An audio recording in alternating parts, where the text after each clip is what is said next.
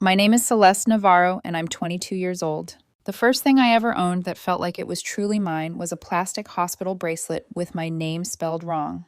I was 5, feet not touching the floor, legs swinging off the caseworker's bench while papers shuffled around my fate. Outside the narrow window, the parking lot shimmered with heat. Inside, the fluorescent lights hummed like a bad memory you can't stop remembering. A woman in a red coat walked away, holding two girls by the hand. Their braids matched. Their laughter didn't bounce back to me. I remember calling after her, my voice a small bird trapped in a giant room. "Mommy, when are you coming back?" She never turned around. They say children forget. Whoever said that never met a child who knew how to read names on envelopes and watch them come back unopened. The first foster house was a crowded calendar of rules. 6 kids, a fridge with label, a door that never really closed. We were the placements, not people, a monthly stipend divided into cereal boxes and silence. The second house ended fast. A man who invented chores in the middle of the night, hallways that smelled like the edge of danger. By 8, I could pack a backpack in the dark and keep my breathing quiet enough to vanish. Then came Dorothy Brennan. Her house was the color of old butter and sat beneath a maple that threw lacework shadows over the porch. When the social worker left, Dorothy didn't point to a chore chart or list consequences. She put a bowl of chicken noodle soup on the table, steam haloing the air. "It's just soup, Celeste," she said, as if undoing a curse. "No strings attached." I waited for the trick. There was always a trick. When none came, I ate slowly, suspicious of comfort. That night, my body remembered everything it couldn't say. I woke up at 2 a.m., sheets wet, shame crawling across my skin like a rash I'd earned. I stripped the bed, scrubbing in the bathroom sink, rehearsing the punishment. Dorothy found me with the faucet running too hard. She didn't shout or tell me I'd made more work for her. She turned the water down like she was dimming a too bright room. "Accidents happen," she said, steady as the kitchen clock. "Bodies take time to learn they're safe." There, in the gentle grammar of her voice, something unclenched. I didn't call it love. I called it breathing. Dorothy had been a teacher once, the kind who remembered every kid's handwriting. Her house was a museum of second chances, scuffed furniture polished to a soft shine, a garden that insisted on blooming even where the soil was stubborn. On Saturdays, she guided my small hands around young rose canes and taught me which thorns to respect. "Plants are like people," she told me. "Some need space. Some need a stake to lean on. All of them need light." I didn't ask what I needed. I was afraid the answer might be more than anyone can give. At 10, I asked the forbidden question anyway. We were shelling peas on the back steps, the pods snapping like little doors. "Why didn't my mom want me?" I asked, a scientist pretending not to care about her hypothesis. "Why did she keep my sisters and not me?" Dorothy's weathered hands stilled. She didn't lie to me. That was her rule. "Some wounds run so deep they make people do terrible things, even to those they should protect," she said softly. "It was never about you not being lovable." Loving an answer doesn't make it true. I wanted facts, files, proof that my life had been a clerical error, not a verdict. When I was 11, Dorothy called Patricia Hayes, my social worker, a woman who spoke like she was walking me across a shaky bridge. She brought the file, thin, unimpressive, the kind of history that looks lighter than it weighs. "Your mother is Valentina Cruz," Patricia said. "She voluntarily surrendered custody when you were 5. Your sisters, Sophia and Carmen, remained with her. Your father, Derek Ashford, left when you were 2. His whereabouts are unknown." "That can't be all," I said. "There has to be a reason." Patricia's mouth worked around a hard sentence. She glanced at Dorothy, who gave the smallest nod. "According to the intake notes," Patricia continued, "your mother said she couldn't stand to look at you. You reminded her too much of your father, his eyes, his expressions." There are truths that move in slowly, like tide. This one cracked like ice. Something in my chest went jagged and cold. I didn't cry. I went to the bathroom and stared into the mirror until my face turned into a stranger's map. Hazel eyes, a nose that curved the way it always had, a dimple only visible when I forgot to be vigilant. Which part of me had been so unbearable that a mother would choose emptiness over my existence? Dorothy found me there around midnight, the hall light cutting the mirror into a gold book. "You look like yourself," she said, and it sounded like mercy. "You're Celeste, not your father's echo, not your mother's wound." The file didn't say more. It didn't mention the night the police came or the years Valentina swallowed her grief until it burned holes through the people who depended on her. It didn't record how Sophia learned to carry 2 grocery bags and a baby doll at the same time, or how Carmen kept secrets in her socks. Files don't tell you how pain chooses favorites. I wrote letters to Valentina, to Sophia, to Carmen. Neat block print on lined paper, sentences I copied out because I believed neatness could make me worthy. Most came back unopened, their envelopes scarred with stamps that said, "Return to sender like a hex." One letter didn't come back. It didn't arrive either. It dissolved into whatever place unreceived love goes. I imagined a landfill where all the things you can't say to your family end up, paper composting into silence. If I couldn't be wanted, I would be undeniable. I threw myself into school the way some kids throw themselves into ballet or fire. By 17, my calendar was a staircase of achievements I climbed without looking down. Debate captain, top of my class, a full scholarship to a university that sounded like the future. Dorothy pressed the mortarboard onto my hair at graduation and smiled like the sun had chosen me on purpose. "You did this," she whispered, "not despite your past, but with the strength it gave you." That summer, the garden exploded with roses, vulgar in their beauty, unashamed. We cut them for the kitchen table and for neighbors who needed proof that something soft could still grow. Dorothy's arthritis made the pruning harder.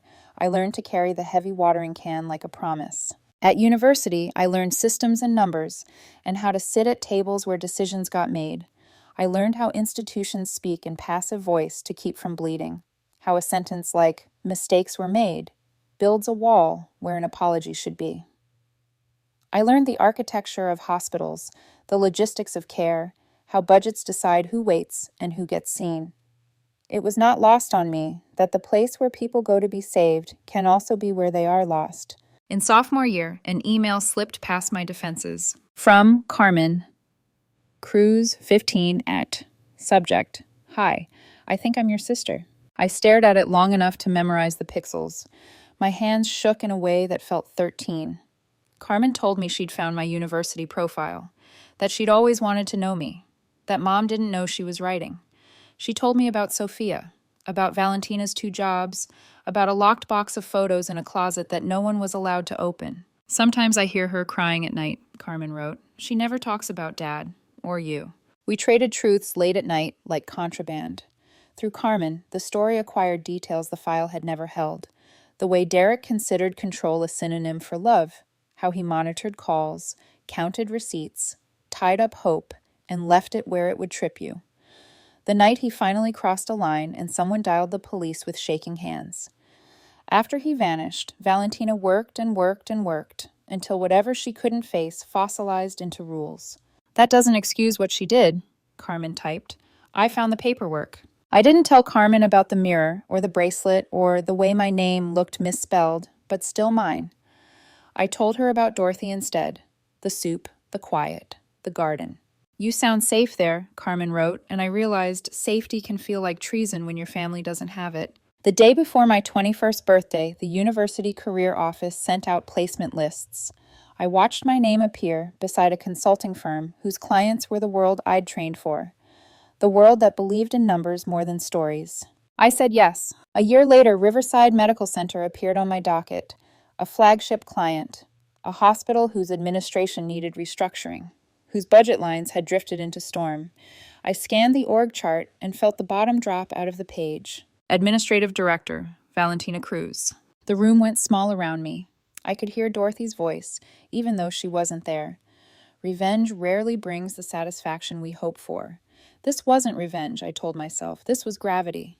I did what people do when the past stands up wearing a name badge. You iron your blouse and you become very, very good at your job. On the morning of the kickoff meeting, I watched my reflection in a conference room door, searching for my father's eyes and finding only my own. I thought of a bench and a red coat and 2 girls whose braids swung in unison. I thought of letters that never found their way home. I thought, "You will be impossible to ignore." The door opened. Footsteps. Voices. A name I knew in my bones. "Ms. Cruz," someone said. "This is our lead consultant, Ms. Navarro." There are collisions that shake buildings and those that split atoms. Some just split a life into before and after. I straightened the papers I didn't need to straighten and turned. Welcome to Riverside, Valentina said, her voice steady except for the word welcome. Thank you, I answered, my tone the precise temperature of professional.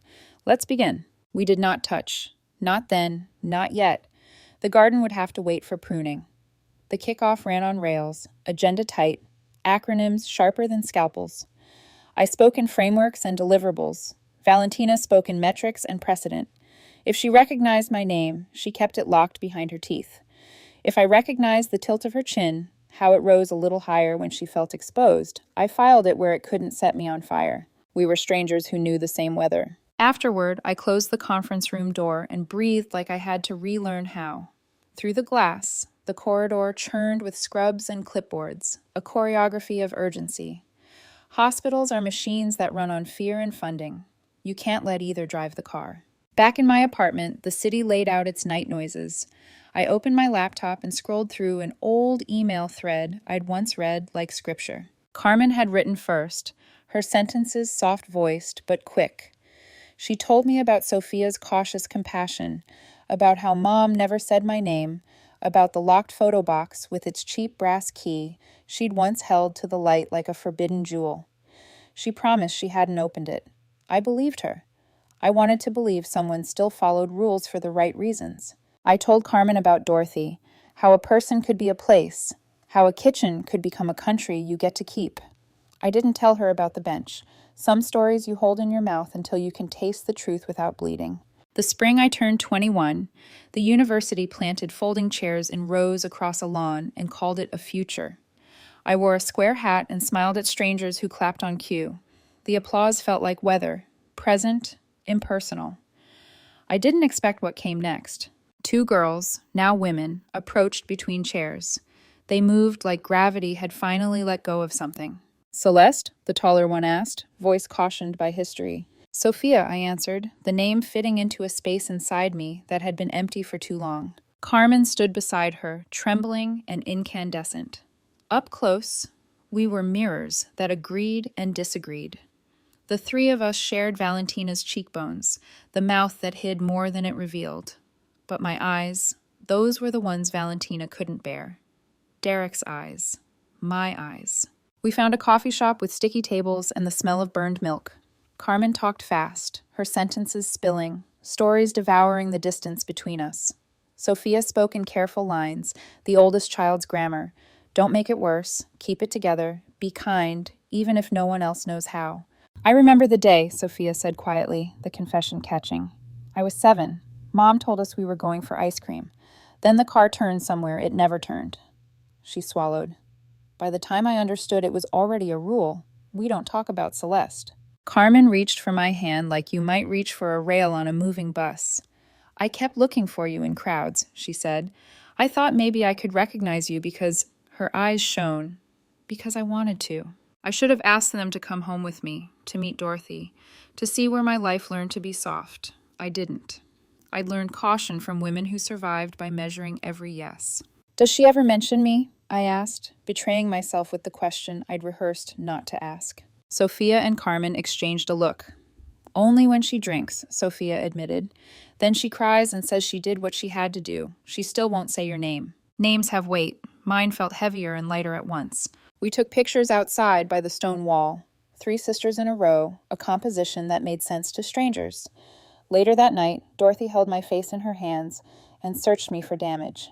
You did good, she said. You closed a circle that didn't want to close. A year later, the circle broke open again in the form of a Riverside org chart. Fate is messy. It doesn't clean up after itself. I didn't tell Carmen about the contract. I didn't tell her I'd soon be sitting across from our mother with a whiteboard between us like the world's thinnest shield. I told myself I was protecting everyone. The truth. I wasn't ready to hold Carmen's hope and my anger in the same room without dropping one. At Riverside, the story we were hired to fix was a familiar one. Too many patients, not enough staff, departments hoarding resources like winters might last forever, a budget that made hard choices look like personal failures. Brandon Wells, hospital counsel, introduced himself at the end of day 2, his tie loosened, his eyes the color of receipts left in the sun.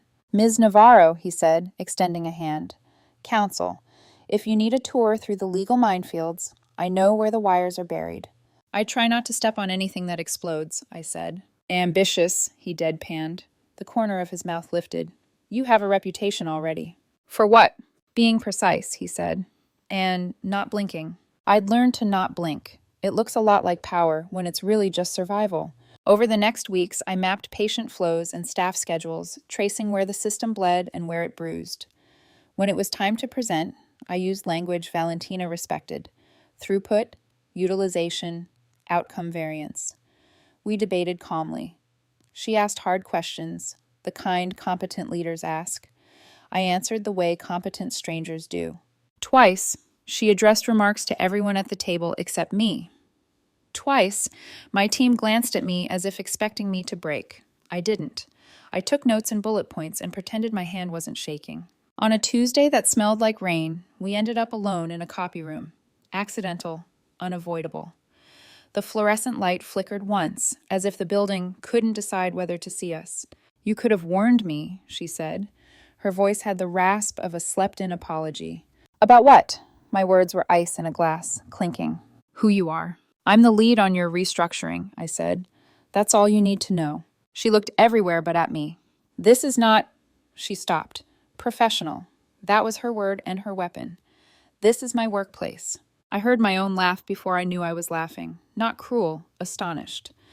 Funny, I said. You couldn't be my mother at home, and you can't acknowledge me at work. Where am I allowed to exist in your world, Ms. Cruz? Her jaw tightened around years of silence. For a second, one flicker long, I saw a woman who had once been brave enough to leave a man who broke things he didn't own. Then the flicker went out. We're done here, she said. We were not. Work made sure of that. Hospitals don't pause their suffering because two people can't figure out which pass to breathe in. We kept showing up. I kept being excellent. Excellence is a language, too. In the margins of my days, Carmen and I still wrote. She sent photos of a thrift store dress, of a math test with a bright red 98, of Sophia asleep on the sofa with a dish towel over her face because the afternoon light was too much. I sent pictures of Dorothy's roses, fat with summer, their petals open like honest mouths. Mom's been off, Carmen typed one night. She's working more, drinking more. The other day she stared at me like she'd lost something and expected me to hand it back. I wanted to confess the conference room, the copy room, the way Valentina perched on the edge of chairs like fleeing would be respectable if she called it efficiency. Instead I said, take care of yourself, of Sophia. We delivered Phase 1 recommendations, and the board nodded like they'd expected solutions all along. In the elevator down to the lobby, Brandon said, You just made friends and enemies in the same breath. Welcome to healthcare, I replied. He pressed the ground floor button twice, like impatience might install a new elevator. There's a gala next month, he said. Mandatory fun. You going? Do I have a choice? No, he said. But I can promise the hors d'oeuvres are edible, and the board members only corner you if you let them. I almost said no. Then I thought of corridors filled with whispers. You can drown in a place that only tells one version of your story. Fine, I said, I'll go. That night, I dreamed of a door that wouldn't open because the key kept changing shape. In the morning, I found a white envelope on my doormat with no return address. Inside, a photograph, color faded, edges worn, a woman in a red coat, 2 small girls with matching braids, and a child in a blue dress mostly out of frame, just an arm, a shoulder, the suggestion of a face. I didn't need the rest of the picture to know who had been cut off. I flipped it over. In my own careful hand, years ago, I had written a date, the day the file started. I didn't remember mailing it to myself. Maybe I hadn't. Maybe the past knows how to find you when you decide to confront it under chandeliers and speeches. At lunch, my team argued line items. I excused myself to the courtyard and stood under a plane tree shedding pieces of itself. I texted one person, Dorothy. Big meeting, big feelings, trying to be a person and a professional at the same time. Tips? I typed, then deleted, then typed again. Her reply came like it always did. Spare, solid. Breathe. Stand where your feet are. Lead with truth. The rest is weather. The gala invitation arrived printed on heavy paper that pretended to be important. I slid it under a magnet on my fridge, a silent appointment with a version of myself I wasn't sure I wanted to meet. In the days before the event, Valentina requested, formally, via email, that I be reassigned. My partners declined, formally, via email, citing performance and continuity. She didn't reply. She didn't need to. The silence said, "I will survive you." I almost believed her. On the afternoon of the gala, the city heat pressed against the windows like a held breath. I zipped up a deep emerald dress Dorothy had helped me choose on a weekend when we pretended the only hard decisions were between necklines. When I slipped the bracelet on, a thin gold circle Dorothy had once worn to job interviews, my hand stopped shaking. At the lobby entrance, Brandon waited with 2 flutes of champagne and the practiced smile of someone who knew where all the bodies were buried and had made peace with the cemetery. "You clean up well," he said. "Ready?" "As I'll ever be." He offered his arm. I took it, not because I needed it to walk, but because sometimes steadiness is a shared project. Beyond the double doors, light scattered off glass and silver. A string quartet made elegance sound easy. In the center of the room, a woman in black scanned the crowd like she was counting exits. Her posture was perfect. Her eyes were tired. "Valentina." "Do you want air?" Brandon asked under his breath. "Not yet," I said. "First we go in." The room noticed us the way rooms do, one face at a time, a wave that takes its time crossing the floor. Somewhere behind the flowers and the speeches, a story I hadn't written about myself was already being told. I stepped forward. The gala was a blur of silverware and false laughter, the kind of event that mistook formality for peace. Waiters moved like clock hands through the crowd, their trays trembling with glasses and gossip. The hospital's board chair gave a speech about legacy and compassion. His words echoed in the high ceiling, pretty and hollow. I smiled on cue. I had learned that skill early, smiling while you bleed. "Ms. Navarro," a familiar voice said behind me. I turned. Melissa Park, Riverside's PR manager, and, as Brandon had mentioned once in passing, his ex-girlfriend. She looked polished, her smile sharp enough to cut glass. "I've heard so much about you," she said. "Brandon's been singing your praises." I lifted my champagne glass slightly. "Then he must be desperate to make conversation." She laughed, but her eyes didn't. "You have that same intensity he used to admire. It's refreshing. Just be careful. Around here, success can feel like a betrayal." There was something in her tone, not quite a warning, not quite a threat. I filed it away for later. Moments later, Valentina arrived. The crowd seemed to tilt around her presence. She wore black, the kind of black that announced survival, not mourning. Her expression was calm, but her eyes darted, scanning faces, calculating stories. When our eyes met across the room, time bent. It was the same look she'd given me as a child when I reached for her hand, recognition shadowed by refusal. Brandon sensed my stillness. "Air?" he murmured. Outside, the terrace smelled of salt and city lights. Wind swept across the bay, sharp and cold, the kind that made your past feel near enough to touch. "You don't like parties," he said quietly. "I don't like pretending," I replied. He didn't press. We stood there for a while, watching reflections of chandeliers ripple across the water. Finally, I said, "She's here." "Your mother?" I nodded. "Valentina Cruz." His jaw tightened. "You don't have to face her tonight. I've already spent a lifetime avoiding her." The door behind us creaked open. Valentina stepped onto the terrace, her heels clicking against the stone. She froze when she saw us. "Ms. Cruz," Brandon said, straightening. "I should get back inside." She gave him a curt nod. "Of course." He looked at me once, silently asking if I wanted him to stay. I shook my head. When the door closed, the sound felt final. For a few seconds, we just stood there, 2 people bound by blood and broken promises. "You've made quite an impression on the board," she said at last, her tone practiced, professional. "They're very impressed with your work. Is that really what you came out here to say?" She sighed. "I didn't plan this. Seeing you here, you didn't plan a lot of things," I interrupted. Her mask faltered. "What do you want from me, Celeste? An apology? It won't change the past." I took a step closer. "I want to understand how a mother could look at her 5-year-old child and decide she couldn't bear to see her face, how you could walk away like I was nothing." Her voice dropped to a whisper. "You don't understand what it was like. Every time I looked at you, I saw him." "Then you should have gotten therapy, not thrown away your child." My voice cracked, but didn't soften. You punish me for the way I was born." Her eyes glistened. "I was broken, Celeste. He broke me. And you broke me in return." Inside, through the glass doors, the orchestra swelled. Some elegant waltz to mask the sound of our ruin. "You threw me away because I reminded you of him," I said, my voice shaking. "I was your daughter." Tears slipped down her face, unbidden. "Sophia and Carmen needed me." "So did I whispered. "But they got to keep you. I got a case number and a file that said unwanted by biological parent." The pain in her expression was almost unbearable, but pain wasn't the same as regret. "Please," she said suddenly, glancing toward the doors, "lower your voice. These are my colleagues."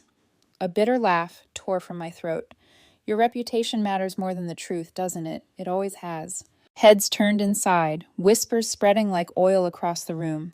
Valentina straightened her shoulders, trying to reclaim her composure, but the performance had cracked. "I can't do this here," she said. "Of course you can't. You never could." I turned and walked back inside, leaving her under the trembling terrace light. 3 days later, the story was everywhere. Not in headlines, but in the quieter currency of gossip. Administrative director confronted by estranged daughter. Foster child turned consultant. Ethics investigation pending. Melissa Park cornered me in the lobby. "Quite the scene," she said, smiling like she'd found something delicious. "The board doesn't like scandals." "Neither do I said evenly. "But you're very good at creating them." That night, Carmen called, voice trembling. "Mom came home wrecked. She's been crying for hours." "I didn't mean to." "She won't eat, Celeste. Sophia's worried." "She made her choice years ago," I said, forcing calm into my voice. "These are her consequences." But when I hung up, I couldn't silence Dorothy's voice in my head. Revenge rarely brings the satisfaction we hope for. Over the next 3 months, I led the Riverside restructuring. Every meeting with Valentina was heavy with silence. Twice, she tried to have me removed from the project. Twice, my firm refused. My work was too strong, too precise. I'd built a fortress out of competence. Meanwhile, Brandon became a quiet presence. Coffee left on my desk, gentle humor breaking the tension. He never asked for the full story, but somehow he already understood. When the final report was delivered, Riverside adopted every recommendation. New policies, new leadership structure, new blood. The board called it progress. Privately, Brandon told me what they didn't print in the minutes. "Valentina's been asked to resign," he said quietly. "They think her judgment's compromised." For a moment, I couldn't breathe. I'd imagined her reckoning. I'd even wanted it, but hearing it felt like pressing on a bruise until it stopped feeling like skin. "She'll survive," Brandon said gently. "She's strong." I don't know if that's a good thing. That night, I stood in Dorothy's garden, pruning the roses under a pale moon. The air smelled of soil and endings. For years, I'd fantasized about justice, about watching Valentina lose what she'd valued more than me. But as petals fell at my feet, I realized something Dorothy had tried to teach me. Some victories taste like ashes. 2 weeks later, Sophia called. "Mom's a mess," she said without preamble. "She lost her job. She's talking about selling the house and moving away." "I didn't ask for this," I said. "I know, but you didn't stop it either." She hesitated. "I'm not blaming you, but she's still our mother." "She stopped being mine the day she walked away," I replied, voice quiet, final. A week later, there was a knock on my apartment door. Carmen stood there, eyes red. "Mom wants to see you," she said. "She's moving to Phoenix next month. She says she needs to talk to you before she goes." For a long moment, I said nothing. Then I sighed. Fine, but not at her house. We met at a small park halfway between our worlds. The air smelled like rain-soaked earth, and the bench, God, the bench, looked too familiar. Valentina was already sitting there when I arrived. She looked smaller, older, the kind of tired that doesn't come from work, but from years of living wrong. "Thank you for coming," she said softly. "I'm here for Carmen, not for you." She nodded. "I deserve that." "I heard you're moving." "Yes, the house is being sold to pay off debts. Sophia will take Carmen until she finishes high school." Silence stretched between us. Then, finally, she said it. "When your father left, I was shattered. Every time I looked at you, I saw him. His eyes, his temper, his ghost. I thought giving you away would save me, but all I did was destroy us both." I stared at her. "So you hurt me instead." "Yes." The word came out broken, but clear. "And I'm sorry." I wanted to believe her, but belief is a muscle you can't use after too many fractures. I don't forgive you, I said. Maybe someday, but not now. I understand, she whispered. I wouldn't forgive me either. When she stood to leave, she hesitated, as if there was more she wanted to say, but couldn't find a language soft enough for it. After she walked away, I stayed on the bench, the same kind she'd left me on at 5 years old. But this time, I wasn't waiting for her to come back. I was deciding whether I ever would. Dorothy died 3 months later, in her sleep. Peacefully, they said, as though peace could undo the ache of absence. The funeral was small. Neighbors, old colleagues, a few of her former students who brought carnations wrapped in paper. Sophia and Carmen stood on either side of me, their shoulders trembling when I began to cry, quietly, into my gloved hands. Valentina sent flowers from Phoenix, a white arrangement with a card that read simply, I'm sorry for your loss, not our loss, your loss. The distance was deliberate. After everyone left, I stayed behind, alone, under the slow-moving clouds. The air smelled faintly of earth and lilac. I didn't talk to God, but I talked to Dorothy. You told me to lead with truth, I whispered, but truth doesn't tell you how to survive it. When I returned home, I found an envelope taped to my front door, sealed in the handwriting I'd recognize anywhere. Dorothy's. Inside was her will. She'd left me the house and the garden, along with a note written in her gentle loops. Dearest Celeste, you came to me broken by rejection, and I watched you rebuild yourself into someone remarkable. Your mother's failure to love you was her tragedy, not yours. Forgiveness isn't something you owe her. It's a gift you may someday give yourself. Until then, tend the garden. Watch things grow. Know that you are loved completely. The words blurred through my tears. That night, I walked outside, to the place where her roses slept under a pale wash of moonlight. I pressed my palms into the soil, still warm, still alive, and whispered, Thank you. Weeks turned into months. The world kept moving. Sophia and Carmen began coming by on Sundays. We cooked, we laughed, we built something new from the ruins. For the first time, the word sister felt real in my mouth. And then there was Brandon. He showed up at Dorothy's wake, quiet, steady, holding 2 coffees.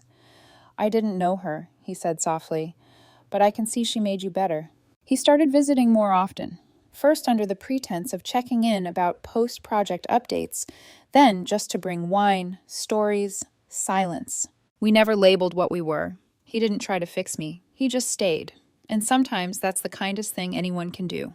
But the past has a way of testing what you think you deserve. One morning, I walked into the hospital cafe, and there she was, Melissa Park, the PR manager, Brandon's ex. She smiled like she'd been waiting. I heard about Dorothy, she said. You must be heartbroken. I am, I answered, keeping my tone flat. Brandon's been distracted, she added. I suppose grief brings people together, or pulls them apart. It's always tricky with attachments. Her words slithered with implication. I met her gaze steadily. If you're trying to unsettle me, you'll need better material. Her smile widened. Oh, it's not about you, Celeste. It's about how stories get told in this place. PR is my specialty, remember? I left before I said something I'd regret. But that night, her words replayed like static. Was she jealous? Or was she warning me that the hospital still whispered my name behind closed doors? Brandon noticed my silence over dinner. She's been stirring trouble again, hasn't she? I can handle it, I said. I know you can, he replied, but you don't have to fight alone anymore. His hand brushed mine across the table. The simplicity of that touch, not possessive, just present, undid something tight in my chest. Summer faded into early fall. Carmen got into a university in Portland. Sophia found a teaching job. Life, miraculously, moved forward. Then one afternoon, my phone buzzed. A message from Carmen. Mom wants to see you. She's back in town for a few days. She says it's important. I stared at the text for a long time before replying. Tell her I'll think about it. That night, I stood in the garden again. The air was colder now. The roses were fading. I thought of Dorothy's words.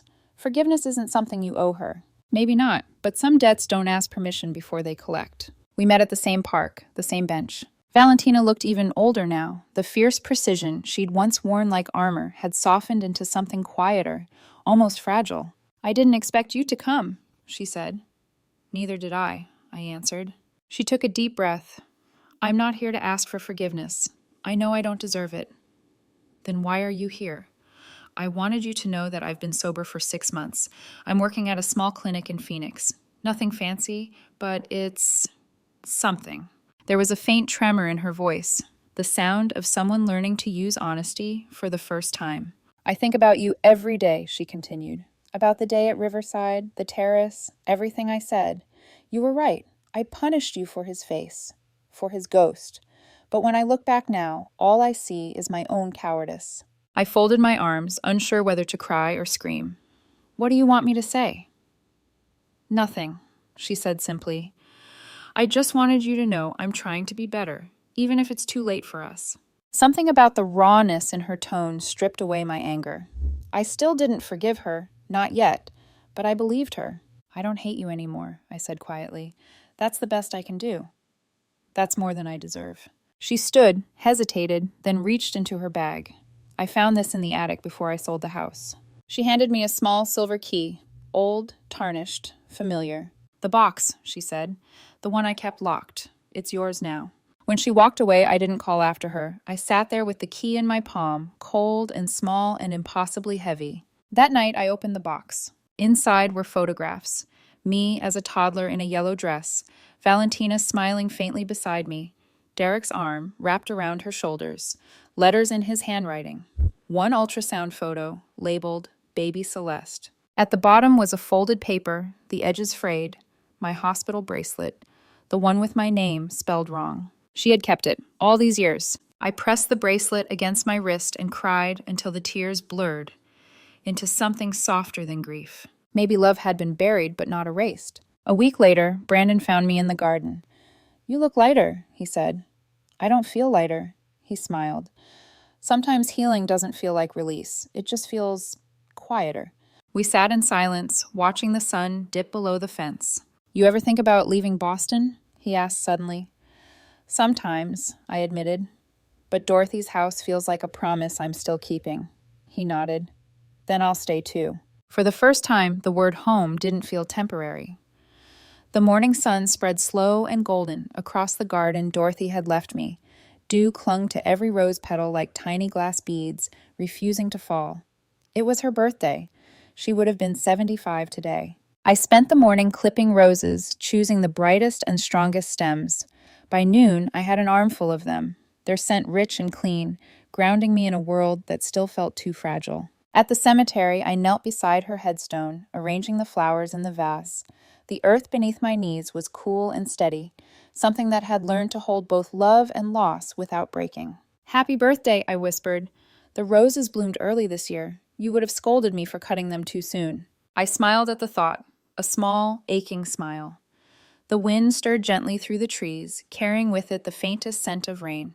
Then I saw her, Valentina. She was standing a few feet away, holding a single white lily in her hands, the same flower she'd sent to Dorothy's funeral. I asked Carmen, she said softly, stopping a cautious distance from me. She told me you'd be here. I hope that's okay. I didn't answer right away. I kept arranging the roses, letting the silence do what words couldn't. I wanted to meet the woman who raised my daughter, she continued, to say thank you, to someone who gave you what I couldn't. I swallowed hard. Dorothy was everything you should have been. Her eyes filled with tears, but she nodded. I know. She stepped closer, hesitating before kneeling beside me. May I? She asked, holding out the lily. I nodded. She placed it next to the roses, her hand trembling. For a long time, neither of us spoke. The only sound was the wind and the quiet hum of insects moving through the grass. I'm not here to ask for forgiveness, she said finally.